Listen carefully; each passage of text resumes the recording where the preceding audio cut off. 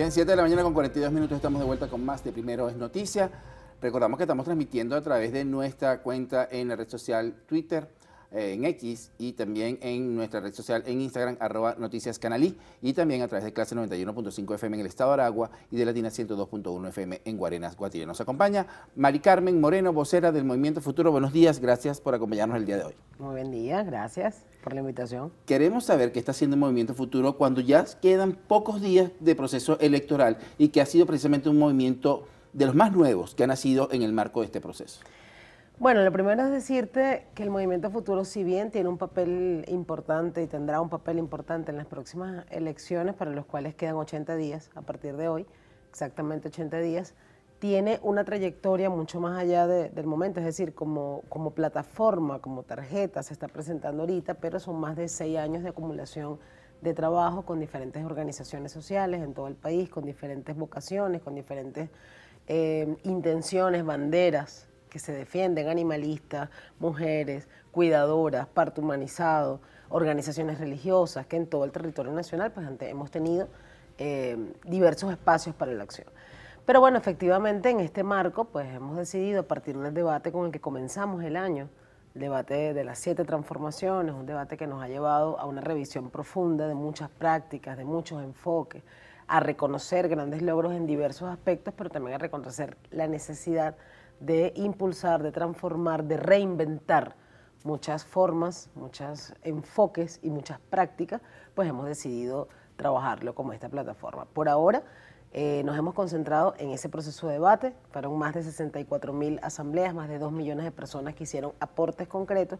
Uno de ellos llevó a lo que fue recientemente el 21 de abril la consulta popular nacional, donde más de 27.000 proyectos fueron refrendados, fueron evaluados y de ellos los 4.500 aprobados. Por ahí hemos que dijo el presidente de la República ayer que hoy entregarán los recursos en una transmisión, una actividad especial que realizará el presidente de la República, suponemos en horas de la tarde como cada día, pero en la que jugó un papel importante el Movimiento Futuro. Sí, señor. Hoy esas más de 4.500 comunidades, circuitos comunales, espacios, van a recibir los recursos para impactar en diversos espacios de la vida de la cotidianidad. Ahora, ¿cómo el Movimiento Futuro va a acompañar? Si bien acompañó el proceso para que estas comunidades discutieran, ubicaran, seleccionaran esa problemática fundamental y que se pusieran de acuerdo, ahora habrá una Contraloría Social, porque si le van a entregar unos recursos, deben responder por lo que deben hacer. Así mismo. La primera acción es difundir.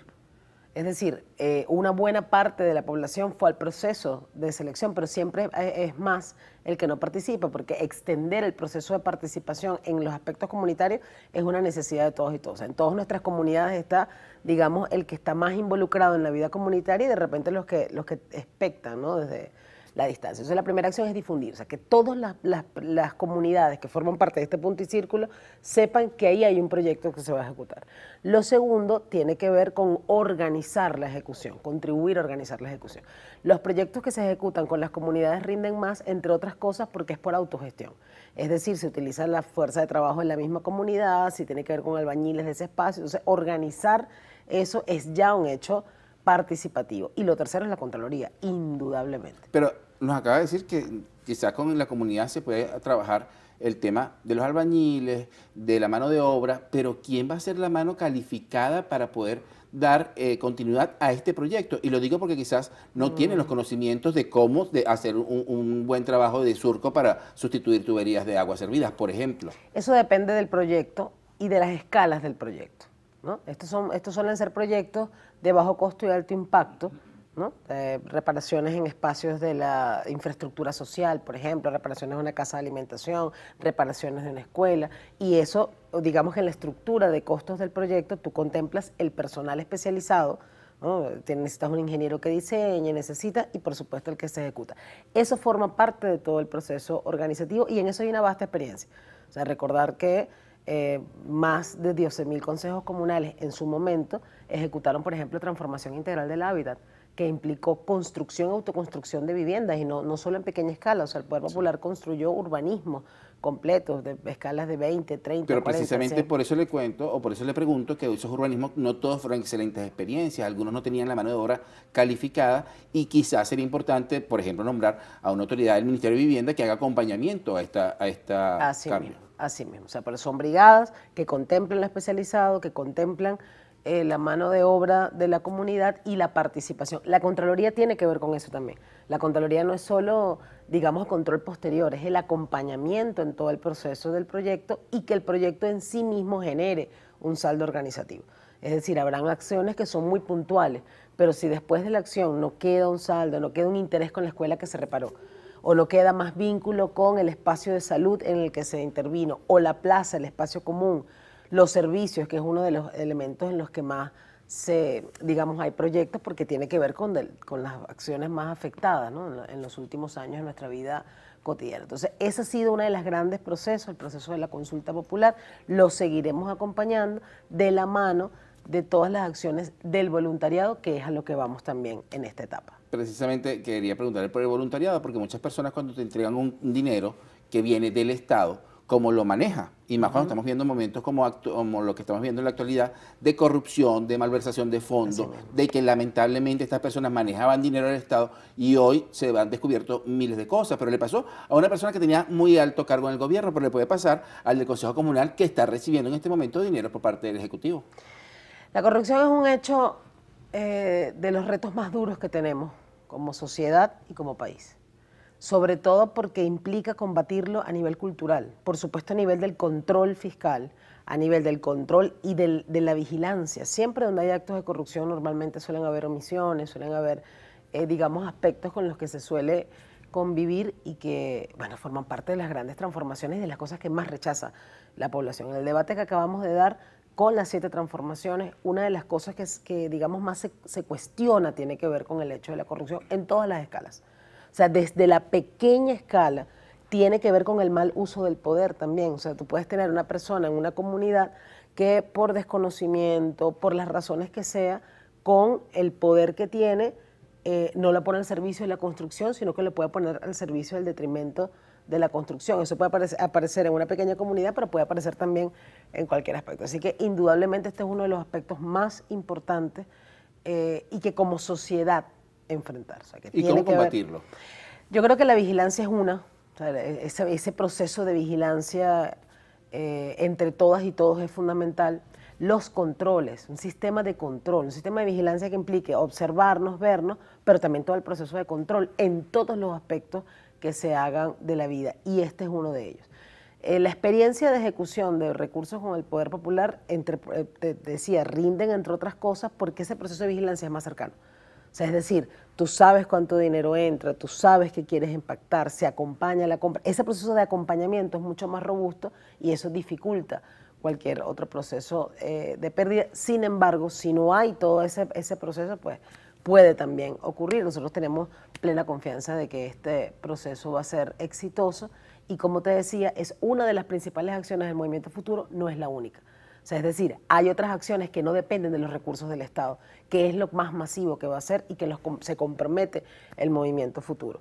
Por ejemplo, los abuelos y abuelas son parte de la población, de la mayor cantidad de organizaciones que hacen vida en esta plataforma. ¿Qué vamos a hacer en cada comunidad por los abuelos y abuelas? Que muchas veces son más, que a veces tienen niños y niñas al cuidado producto de la migración por razones económicas que hemos tenido. ¿Cuántos abuelos están al cuidado de sus niños y niñas? ¿Cuántos abuelos solos hay también? Porque hay muchos abuelos que se han quedado porque sus hijos se fueron, quizás hasta con los nietos, y quizás en algunos casos hasta han perdido sus parejas y, bueno, lamentablemente se encuentran solos. Son las 7 de la mañana con 50 minutos, amigos. Estamos conversando con Mari Carmen Moreno, vocera del Movimiento Futuro, para quienes nos sintonizan a esta hora a través de las distintas plataformas digitales y las radios que se conectan con nosotros. Uno de los puntos que queremos seguir conversando con usted es precisamente ese trabajo que viene a realizar el Movimiento Futuro. Más allá de lo que será hoy la entrega de recursos, ¿qué otro trabajo viene realizando el movimiento y continuará realizando durante los próximos días? Como te decía, nosotros estamos concentrándonos en un grupo de compromisos con el futuro, que tienen que ver con la participación comunitaria. El espacio de acción del Movimiento Futuro es la comunidad y la comuna. Nosotros tenemos la meta de constituir 4.500 equipos en los circuitos comunales, que son las comunas constituidas y aquellas en proyección de constitución. En esos espacios hacen vida los militantes, los participantes de los movimientos de la plataforma. O sea, todos vivimos en una comunidad. retomar, fortalecer el vínculo de esas luchas sectoriales en la comunidad es uno de los principales objetivos. Es decir, que la lucha de las mujeres, que es una lucha sectorial, que tiene espacios naturales, que tiene banderas naturales, se encuentre en esa comunidad. Que esa mujer de un movimiento feminista tenga tanta fortaleza e interés de estar en una plataforma de movimientos feministas como trabajar con las mujeres de su comunidad. Ahora, pero nos estamos diversificando, porque antes o recientemente y con la partida del presidente Chávez, todo era a través del Partido Socialista Unido de Venezuela, había los círculos de lectura, los círculos bolivarianos, todo era a través del partido. Ahora hay movimientos feministas, movimientos futuros, movimientos ecologistas. Es que la revolución se está diversificando de alguna manera, pero siguen trabajando todos bajo un mismo lineamiento. Siempre ha sido muy diversa. Nosotros si algo nos caracteriza es un país de diversidad desde todo punto de vista. Fenotípicamente... Pero políticamente somos un país que sigue líneas, por lo menos la gente que milita en el Partido Socialista Unido de Venezuela. Hay proyectos, por supuesto, o sea, hay un proyecto histórico, más que una línea hay un proyecto histórico. Y el Movimiento Futuro respalda ese proyecto histórico. Ahora, ese proyecto histórico se le respalda desde la acción partidista, es fundamental para cualquier proceso político la acción partidista, pero el partido o la acción con los partidos tradicionales no es la única manera de hacerlo, es legítima, se respalda. Yo venía a formar parte de la dirección del PSUV desde su fundación.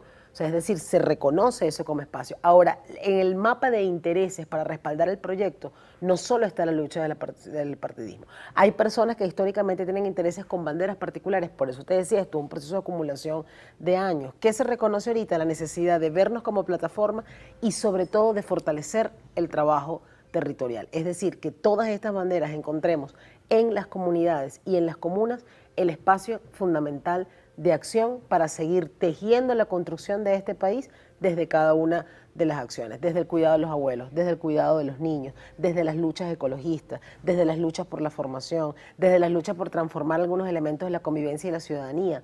O sea, hay personas que su interés fundamental tiene que ver, por ejemplo, con armonizar las condiciones en la comunidad. Esa acción es tan legítima como una acción partidista, porque si todo trabaja en función de ese país que soñamos, que nos merecemos, que queremos construir con nuestras propias manos, cada quien a su ritmo, cada quien a su forma, cada quien reconociendo las diversidades, aportamos con todas las manos. Ahora, en la función del partido o del movimiento futuro en las comunidades. Y lo digo porque para llevarlo a la actualidad, lo que ocurrió ayer en el Hatillo fue un hecho que es noticia y que quizás un movimiento feminista, ecologista, de protección de niños o un movimiento futuro pudo haberse dado cuenta de lo que estaba ocurriendo y no permitir que esto llegara. ¿Cómo hacerlo?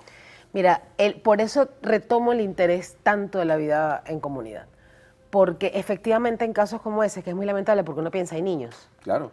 Uno piensa, hay tiempo. Hay niñas solas, hay mujeres. Hay niñas solas, hay mujeres, hay un lapso de tiempo en que efectivamente hemos podido actuar. Ahora, eso también pasa cuando en una comunidad, por ejemplo, hay un niño maltratado y la comunidad sabe que hay un niño maltratado, pero puede haber silencio porque la familia es privada, porque no se debe meter en el problema. O porque es hijo de. O porque es hijo de, o porque va a tener un conflicto. Y resulta que un proceso de integración comunitaria y de protección comunitaria te dice en el momento en que entra en detrimento el derecho de un niño, pues es una acción de la comunidad. Sí. Ahora, eso tiene que ver con el interés de todos y todos, y nosotros hemos logrado grandes niveles en eso. Un consejo comunal es un espacio de autogobierno y de cogestión, no solo de ejecución de recursos, porque si no, cuando baja la capacidad de ejecución, como nos ha pasado en estos años, pudiera bajar el interés en la vida comunitaria, y resulta que ese interés tiene que ver también con la autogestión y con la autorregulación. Que una comunidad establezca sus normas de convivencia. Que una comunidad diga, aquí cuando hay fiesta no se puede amanecer hasta las 5 de la mañana con una fiesta que no permite, eso es una acción de organización comunitaria. Que una comunidad priorice sus niños, priorice los adultos y adultas mayores, priorice la educación. Nosotros tenemos una situación con la educación que entre todas y todos debemos contribuir. ¿Por qué? Porque nosotros somos un país que viene teniendo las consecuencias de un país asediado, de un país bloqueado y que se nos ha visto afectado, entre otras cosas, la capacidad del salario. Eso es un debate en la calle, es un debate que la política da, porque además somos todas y todos afectados. Ahora, en una comunidad donde de repente la escuela esté más afectada y los niños no estén yendo a las clases con la frecuencia que debemos y que tenemos que garantizar que ¿qué se puede hacer? Se puede nivelar pedagógicamente. Podemos algunas docentes, yo soy pedagoga, podemos algunas docentes decir, yo doy nivelación, ¿por qué? Porque tenemos que garantizar el derecho de nuestros niños, de nuestra comunidad, independientemente de las condiciones. Bueno, pero la gente iba a decir, yo lo puedo hacer voluntariamente, pero yo también necesito comer. Así yo mismo. también necesito un ingreso por lo que sé hacer. Así mismo, por eso les decía, es decir, No estoy diciendo esto que el docente, las condiciones ideales son que todas y todas volvamos a retomar las condiciones que tenemos, las condiciones por las que seguimos luchando y por la que nuestro país, por la que nuestro presidente sigue luchando a pesar de las condiciones. Pues estas condiciones las tenemos a partir de una agresión y de un momento determinado. Ahora, reconociendo eso, reconociendo que de repente una comunidad no tiene la capacidad de darle todo el complemento al docente que quisiéramos tenerlo, ¿qué otra acción podemos hacer? Es lo que te digo, yo puedo decir, yo tengo 1 hora diaria o 1 hora semanal. ¿De qué? De mi tiempo. Yo trabajo, yo tengo mi ingreso, no como docente, como otra acción, pero yo pudiera decir, yo quiero voluntariamente sumar 1 hora de mi tiempo para contribuir. Nosotros tenemos personas que en las comunidades barren las calles. Hay plazas y espacios comunitarios que la atiende la abuelita, que es la que mejora. De eso se trata este movimiento. Nos queda poquísimo tiempo, pero muy rápidamente. ¿Cuándo será la próxima consulta? Porque el presidente dijo que este era el primer proceso de los que se van a realizar a partir de ahora. Dijo que no se ha establecido hasta ahora la frecuencia, pero se ha hablado un poco de 2, 3 consultas al año. Así que estamos atentos a la próxima consulta y dependerá mucho de la ejecución y de la excelencia que vamos a tener en esta. Muchísimas gracias por acompañarnos el día de hoy. Gracias. Amigos, nos acompaña Mari Carmen Moreno, vocera del Movimiento Futuro. Nos despedimos de quienes a esta hora nos sintonizaron a través de Clase 91.5 FM en el estado Aragua y también de Latina 102.1 FM en Guarenas, Guatira. Nuestros seguidores en Instagram, en @noticiascanalí, también muchísimas gracias por conectarse. Los esperamos mañana a las 7 de la mañana cuando tenemos una nueva cita en una edición más de Primero es Noticia. Que tengan todos muy buenos días.